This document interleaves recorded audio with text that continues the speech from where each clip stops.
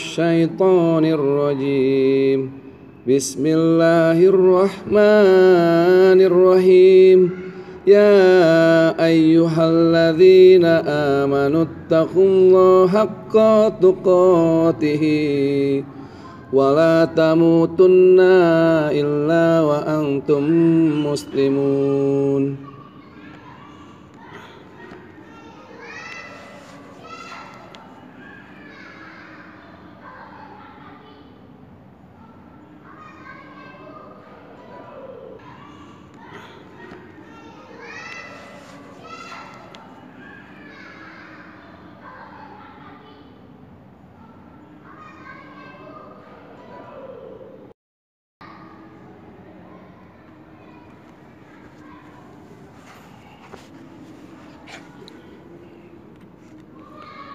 Bismillahirrahmanirrahim. Wa'tasimu bihablillahi jami'an wa la tafarraqu.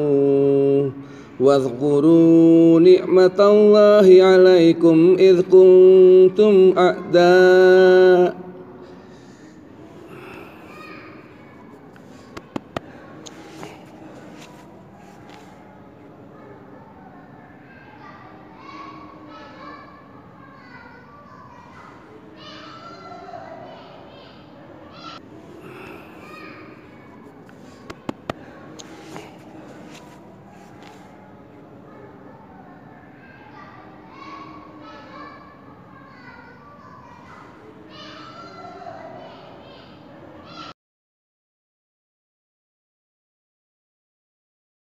Bismillahirrahmanirrahim. Wa'tasimu bihablillahi jami'an wa la tafarraqu. Wadhkuru ni'matallahi 'alaikum idh kuntum a'da'an fa'alafa baina qulubikum fa asbahtum bi ni'matihi ikhwanan wa kuntum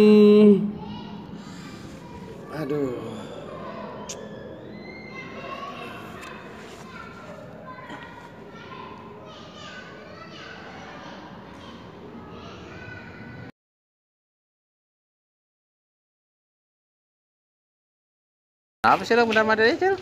Iya nih PRW, tadi habis ngaji. Terus? Perut saya lagi nggak enak banget ini, jadi tadi batal. Oh. Jadi wudhu lagi nih. Capek juga kalau begini. Sini. Itu jadi saya mau nanya itu PRW tuh. Katanya kan saya dengar kalau ngaji itu harus berwudu. Tapi kalau kayak saya begini, ngaji bentar terus saya batal, wudhu lagi, ngaji bentar. Kalau 10 kali belum pegal juga. Ya jadi gini, kalau adabnya sebaiknya memang kalau kita mau baca Quran, mau ngaji ya kita dalam posisi berwudu, dalam posisi bersuci. Tapi bukan berarti nggak boleh, gitu ya. Artinya begini, memang kalau dalam Al-Quran itu ada di surat Al-Waqi'ah ya. Itu ada ayat yang menyebutkan begini, sampai ayat itu ditempel di setiap Al-Quran, di setiap mushaf gitu ya. Bunyinya la yamassuhu ilal mutahharun. Artinya la yamassuhu ilal mutahharun itu artinya tidak menyentuhnya kecuali orang-orang yang suci. Nah, cuma memang dulu ada anggapan bahwa kalau menyentuh Al-Quran itu harus dalam posisi suci. Ya, berwudu ya. Iya. Nah, la-nya ini itu kan kalau la yamassu ilal mutahharun itu bukan berarti kalimat larangan. Itu kalimat-kalimat berita sifatnya. Jadi kalau bahasa Arab itu la-nya namanya la nafi. Bukan la nahi, artinya bukan larangan, tapi la nafi. La nafi itu artinya tidak. Kalau la nahi itu artinya jangan. Nah, yang dicantumkan dalam ayat itu adalah la nafi yang berarti tidak. Jadi tidak menyentuhnya kecuali orang yang bersuci. Nah, artinya la yamassu itu tidak menyentuhnya dalam arti menyentuh Al-Quran kecuali orang yang suci. Nah, menyentuhnya dalam hal bagaimana kan gitu. Memang terus terang ya, kalau dalam sejarah perjuangan bangsa Indonesia itu kita pernah ditipu oleh Belanda. Dulu sejarahnya itu ada seorang ulama yang sudah bermukim di Mekah selama 15 tahun. Nah, setelah dia bermukim di Mekah selama 15 tahun, kemudian dia datang ke Indonesia. Dia menyampaikan ilmu-ilmu agamanya seolah-olah seperti seorang ulama, tapi tujuannya adalah untuk mengelabui Indonesia. Oh, tapi bukan ulama dia tuh. Dia tuh orang Belanda. Oh. Gitu. Jadi begini, kan dulu Belanda itu menjajah Indonesia tuh susah ya. Artinya orang perlawanan perjuangan bangsa Indonesia itu sangat kuat, sangat sulit untuk ditaklukkan. Sehingga mereka mempelajari bagaimana cara mengalahkan atau melemahkan perjuangan bangsa Indonesia. Ternyata setelah mereka teliti, orang Indonesia itu, orang-orang Islam itu sangat dekat dengan Al-Quran. Nah, bagaimana caranya agar kita ini dijauhkan oleh Al-Quran?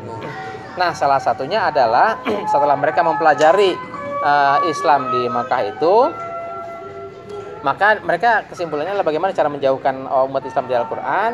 Maka dibuatlah ayat itu, artinya ayat itu pengertiannya dibuat seolah-olah kita tidak boleh menyentuh Al-Quran kalau kita tidak berwudu. Nah kan tidak semua orang dalam posisi setiap saat berwudu kan gitu. Betul. Artinya orang untuk dekat dengan Al-Quran, untuk membaca Al-Quran, jadi ada penghalang gitu ya. Nah sebetulnya begini, kalau kita mau artikan itu katakanlah orang nggak boleh menyentuh Al-Quran dalam posisi tidak berwudu. Nah sekarang kan pertanyaannya begini, memang zaman Nabi mushaf Al-Quran itu sudah ada? Kan belum kan gitu ya. Artinya kalau misalnya orang tidak boleh menyentuh, lah kalau ayat itu turun pada zaman Nabi, menyentuh apa orang Al-Quran yang nggak ada kan gitu. Mushafnya tidak ada kan gitu. Jadi kalau gitu pengertiannya bagaimana kan gitu. Nah ini orang Belanda kalau nggak salah namanya Sdoko Gronje. Dia orang Belanda, bermukim di Mekah selama 15 tahun. Setelah dia bermukim, dia tahu bagaimana melemahkan orang Islam, maka dia datang ke Aceh untuk menyampaikan, mendakwahkan Islam, tapi dalam arti Islam yang salah pengertian kan gitu ya.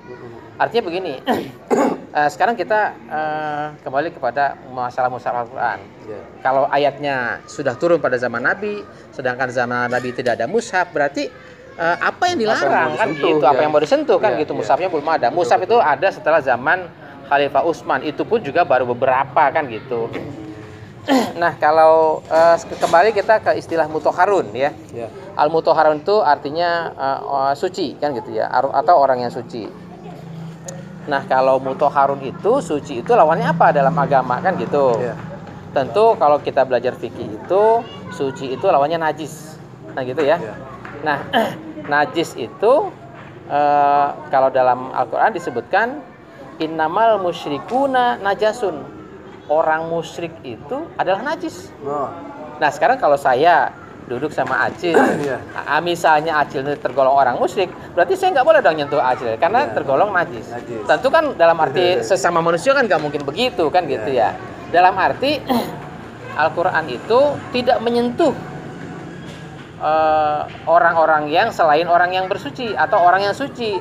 Berarti orang Al-Quran itu tidak menyentuh orang yang bernajis, dalam arti orang musyrik, dalam arti orang yang tidak mau menerima Al-Quran. Bersentuhnya gimana tuh maksudnya, Pak? Dalam arti Quran itu tidak akan tersentuh atau tidak akan menyentuh atau tidak akan masuk ke dalam kolbunya, tidak akan menjadi hidayah bagi orang-orang yang tidak mau dengan Islam. Bukan berarti tidak boleh menyentuh kan gitu ya. Tapi kalau sekarang bagaimana? Kalau zaman sekarang kan orang baca Al-Quran udah pakai handphone, pakai gadget.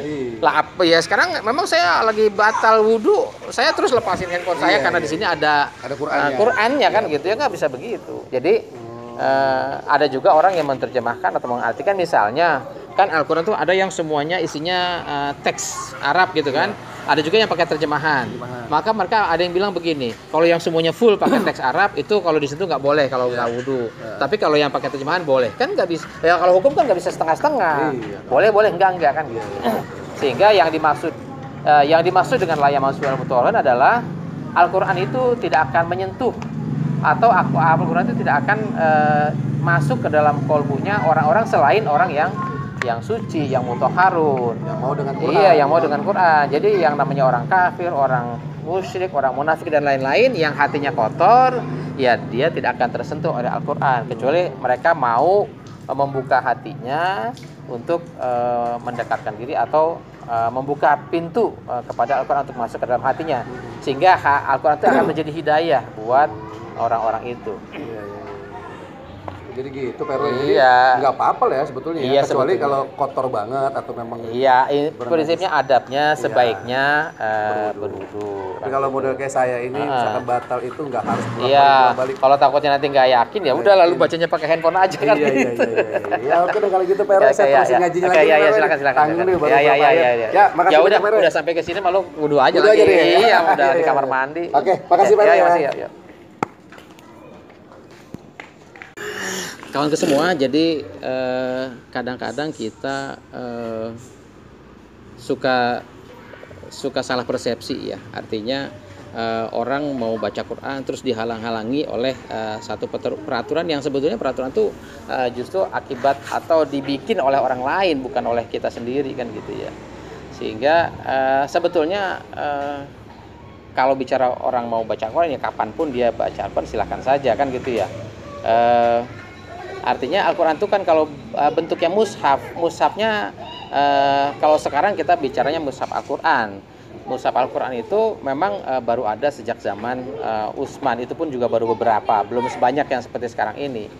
Jadi marilah jadikan Al-Quran itu sebagai petunjuk kita pelajari, kita baca, kita pahami, sehingga nantinya ya kalau kata doa-doa yang suka dibaca oleh anak-anak TPA itu Al-Quran itu jadikan imam, jadikan cahaya, jadikan petunjuk ya.